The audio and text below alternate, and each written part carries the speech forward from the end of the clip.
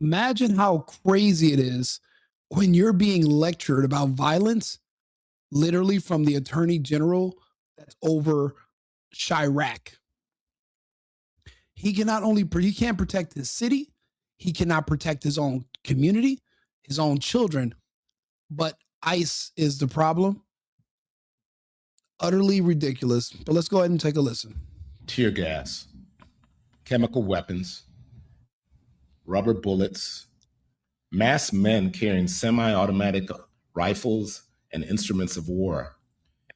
As if the streets of Chirac are not if not the gangsters are even more heavily armed than that. There's more firepower in Chicago, in the hoods, than there are in most developed countries in the Middle East. That's how much weapons, that's how dangerous it is. That's how many people are being slaughtered every night. We had to send in the National Guard just to keep his people, the descendants of slaves, to keep them from exterminating each other every single evening. The reason we've had the sharpest decline in murder in this country is because Trump sent in the National Guard to cities that are dominated by the descendants of slaves. But I keep telling people this. They have been indoctrinated to hate America, but not just America, to hate white people in general. These people want their revenge. And I think right now they're going for it. Right now they see there's an opening. They see there's a weakness. And it's kind of like, you ever seen a mob that's trying to get into a building and somebody finds an open door and then everyone just rushes in at once, hoping to just overwhelm the security? That's what's happening right now. The descendants of slaves are attaching themselves to every single person that has a grievance against Trump or the administration for just applying and enforcing American laws that have already been on the books for generations. They don't care about that. They want revenge. They're going to blame slavery and Jim Crow. It's just evil. They want revenge. And just give them an excuse. That's all. It doesn't matter why. So when you're listening to this, understand this is not coming from his heart or his safety for the community. This is for revenge. And he wants war. But the problem is they're chicken shit and they're scared. They're scared of armed men who believe in the Constitution, which is why they spent billions using propaganda to demoralize you, to make you feel less than for just being an American. If you have resisted that and you support ICE and you support our president, then you're going to be immune. But unfortunately, your children will not. That's why this is going to be a civil war, but it's not going to be unique. It was brother against brother in the 1800s. The first civil war was brother against brother. Now it's going to be brother against brother who wants to be your sister. Still the same difference. It's family on family. And right now, this is how the sides are being divided. They're using your heartstrings to manipulate you. You have to be smarter and stronger than this. As they intimidate, harass, and assault. These hallmarks of a war zone seen on movie screens have no place in an American city. Then how do they have a place in your city of Chicago? Every goddamn night. Every night your city is a war zone. Who the hell are you to talk to us about Minneapolis, you bald bastard? Shut the man. Much less at a daycare center, courthouses, in our neighborhoods, or outside our children's schools. When I took my oath to serve as the Illinois Attorney General, I swore to uphold and defend the United States and Illinois constitutions. Then why have you not applied any of this to the streets of Chicago, of Chirac? Why have you not done anything in your own city? It's because they see the people, they see the gangsters, they see the violent people in Chicago as potential weapons to use in the future when the fighting starts against their political enemies. And that's why they are reluctant to speak down on them. And that's why they're reluctant to arrest them and throw the book at them. because one day they are going to need them. It's their army. I could never have envisioned standing here today defending the rule of law and our state's sovereignty against attacks by the United States government. But I will not hesitate or shy away from protecting our state, even from our own federal government. Because this is civil war talk. This is civil strife talk. And make no qualms about it. He's not going to get out there and bust a grape. He's going to ask you to send your kids to do it. The beautiful thing is no one takes people like him seriously. There's nobody that's going to say, oh, hey, the guy who did a really bang up job making Chicago safe again, let's listen to him. Because he doesn't have the track record of being successful at what he does. He could not even protect his own city. But now you want to criticize the government for doing a better job than you did? Spare me. Because since September, the state of Illinois has faced an incursion of uniformed, military-trained personnel carrying semi-automatic firearms and military-grade weaponry.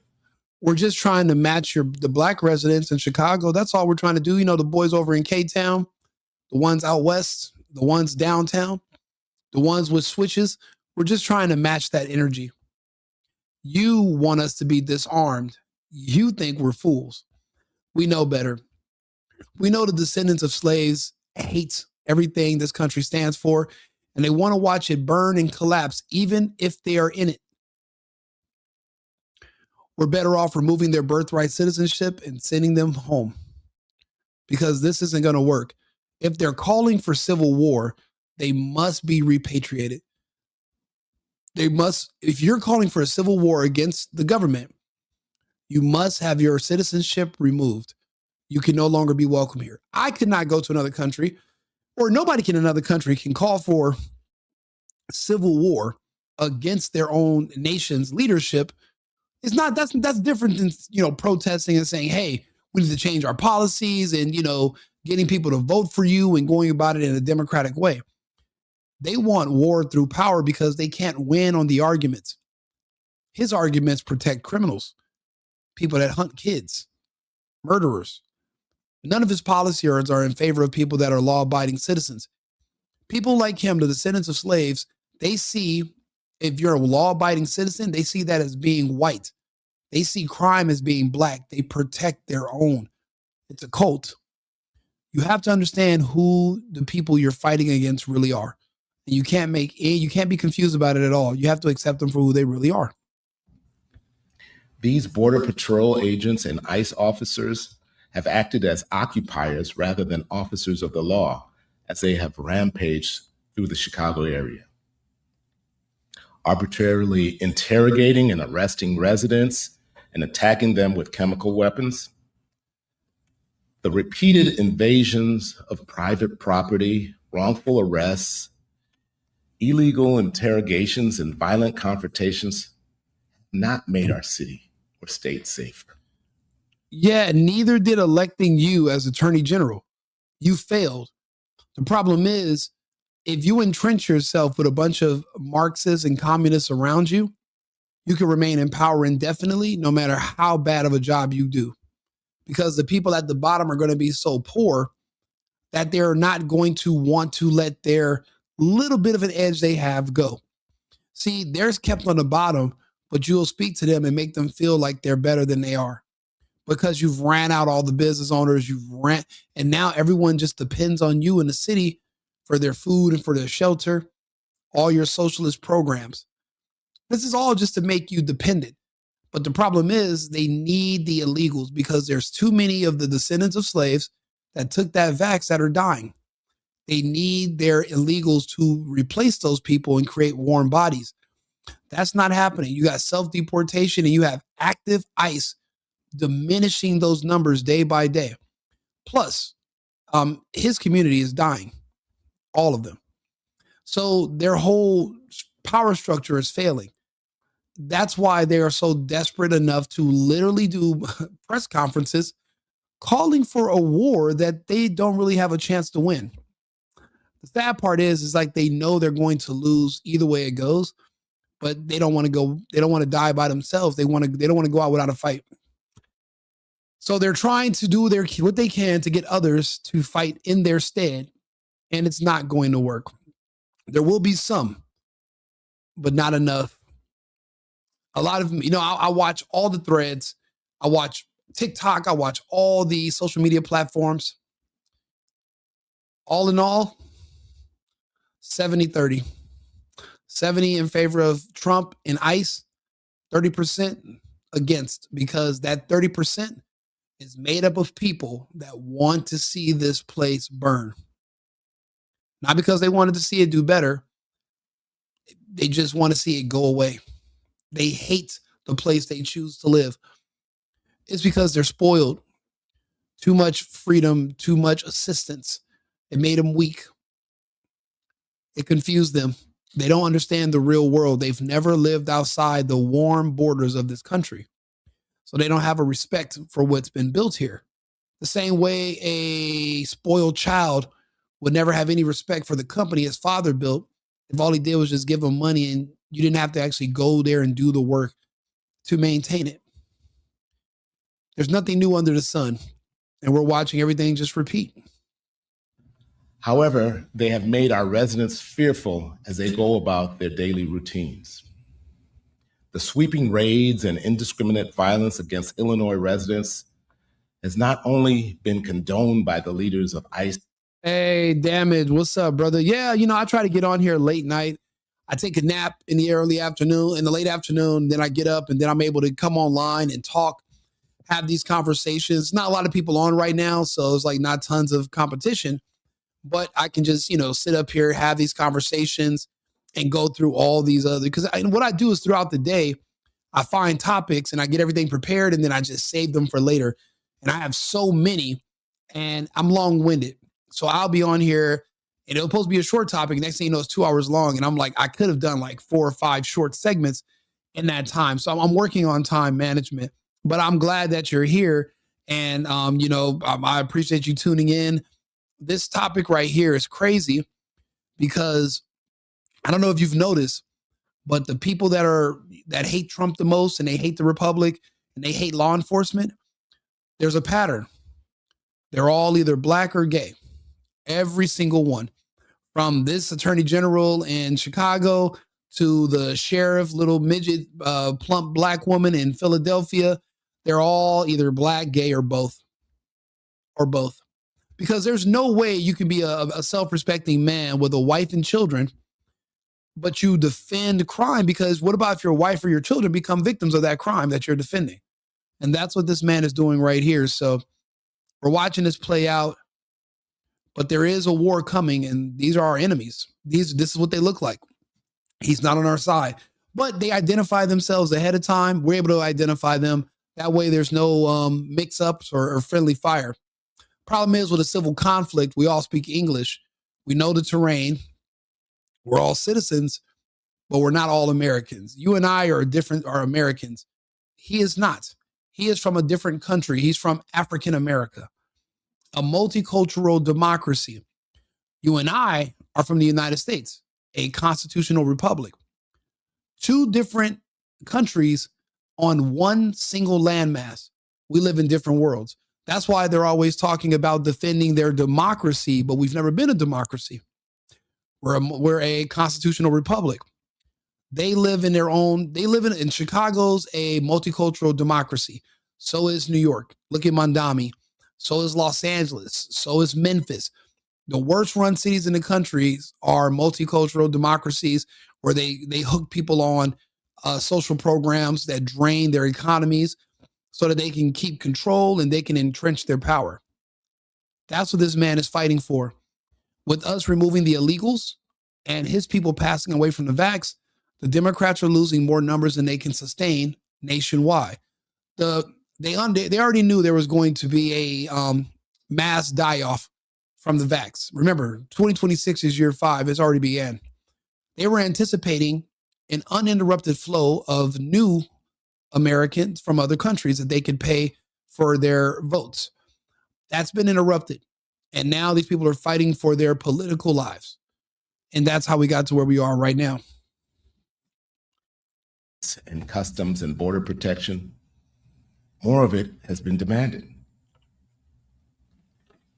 Today, my office is taking significant action to put an end to federal agents' lawlessness in the state of Illinois. Along with the city of Chicago, I have filed a lawsuit against U.S. Department of Homeland Security and its leadership, U.S. Immigration and Customs and Enforcement and its leadership, and U.S. Customs and Border Protection and its leadership. File all the lawsuits you want. I could use the extra TP to wipe my ass with. That lawsuit means nothing. See, during times of peace, we would humor,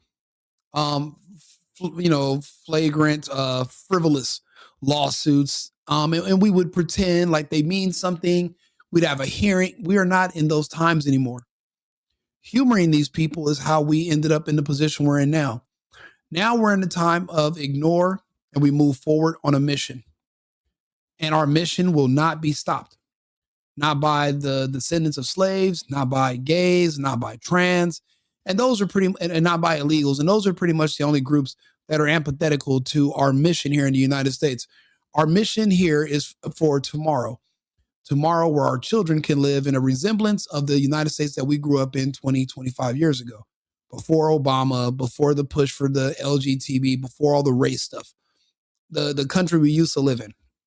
We are returning back to a pragmatic, grounded society with a Christian moral framework and a respect for the Constitution.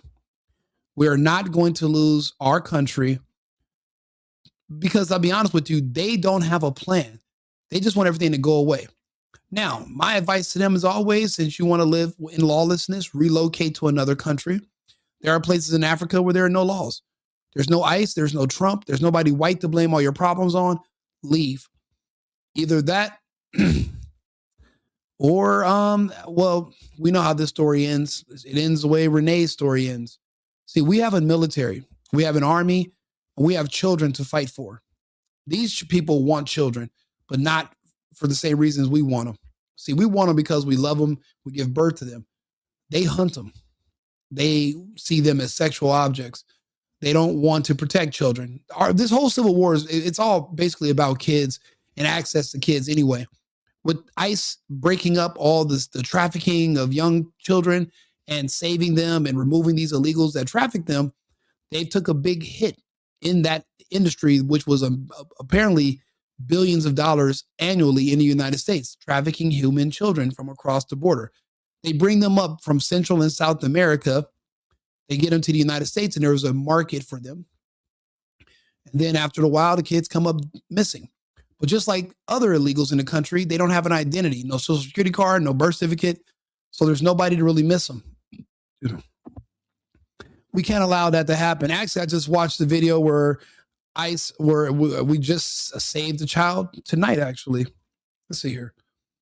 I just posted the video on Right Wing Rico. And this is what our brave men and women of law enforcement are doing for us. And that's why we have to get out there and defend them all the way. Que este niño no debe estar aquí. Que estás trayendo a este niño ilegalmente. Lo quiero escuchar de ti, que ya sabes. Tú sabes lo que estás haciendo, señora. This originated out of Cochise County, where a child trafficker ran by the criminal cartels, trafficking up through my county into Pinal County, where your deputies work alongside the Cochise County Sheriff's Department interdiction team and trafficking unit, brought justice for this little boy. This is one little boy. There were hundreds of thousands of them brought across the border under Biden-Harris. Out of roughly 300,000 estimated, we've only been able to locate 40,000. We don't know where the other 260,000 children went. We don't know. There were whistleblowers that work for DHS, and they said that they purposely were delivering children to homes of people that they knew were sex traffickers of children or people that had records. And they were still allowing these people to sign up to be like fosters when you come here, a sponsor. And they would have people who they knew were pedophiles or people that hurt children, that have histories, and they would let them sign up to be sponsors, and they were just bringing kids and dropping them off. We don't know what happens to those children. We know that they go back to do a welfare check in a few months, and the people will claim the children went away. They ran away. But these are 4 and 5 and 6-year-old kids. We don't really know what happened to them. The same thing used to happen in Russia. Gay families from the West, from the UK, France, the United States, they would go and adopt Russian kids. Russia would send its own liaisons to go check on these these children that were adopted. And when they would get to these countries, the people, the gay couples would look and say, what kid? We don't have any kid. And they're like, no, we have the records. You came and adopted this child in St. Petersburg, in Moscow. And they'd be like, what kid? So that's why the Russians banned certain people from being able to adopt. You can't be a gay couple and adopt from Russian orphanages anymore. We have the same problem here in the United States. Trump, Immigration and Customs Enforcement, DHS were all addressing that issue. But there are people in these other states that are getting in the way because this is their bread and butter. This is their sole purpose of being in government. This is what they're hiding. So the mission is clear, and we must stay the course no matter what. Yeah, damage. It is super crazy. I'll be honest with you. You know, I didn't know about this until Trump told me about it. I remember I used to hate Trump. And I remember one of my friends in LA, you know, he was like, I was like, yeah, Trump's terrible. And they were like, what's your problem with Trump? And these are other men. We're like in person. It's like, what's your problem with Trump? Ask me to my face. What's your problem with Trump? You know how embarrassed I was that I couldn't even tell him my own personal grievance? Here I am, an adult man, saying how much I hate another adult man, but I couldn't tell you why.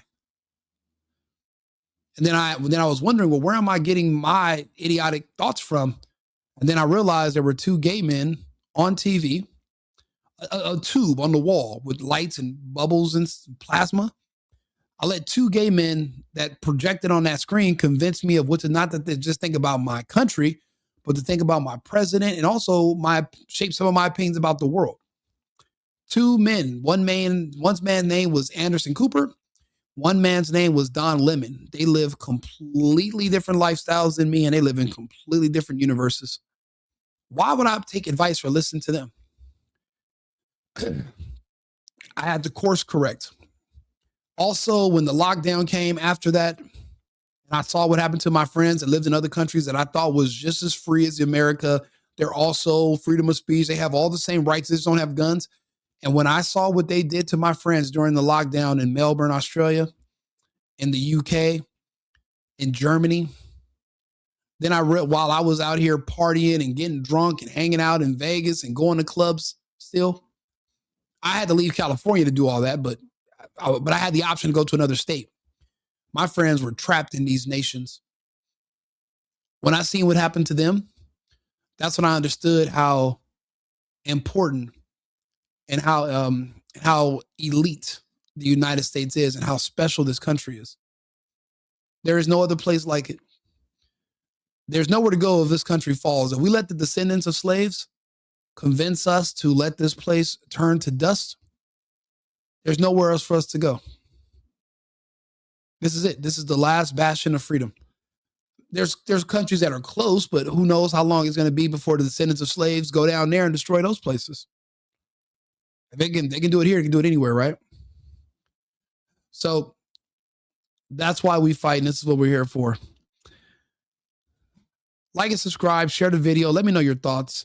This is an important topic to me, but just to see someone from a city as fucked up as Chicago giving us a lecture on how violent armed ICE agents are, when you literally have 15-year-old boys driving around with AK-47s in your city and you want to lecture ICE? Go to hell, milk dud head. Look, follow the page, like the channel. I'll be back with another topic in 20 minutes. Remember, it's America first and America only. I've been needing to find a new apartment, which has not been easy with credit as bad as mine. Luckily, I found cosigning.com. They connected me with a cosigner who helped me get my dream apartment for me and my dog. I just paid a small fee and was able to move in fast. Get the cosigner you need for the apartment you want. Check out cosigning.com today.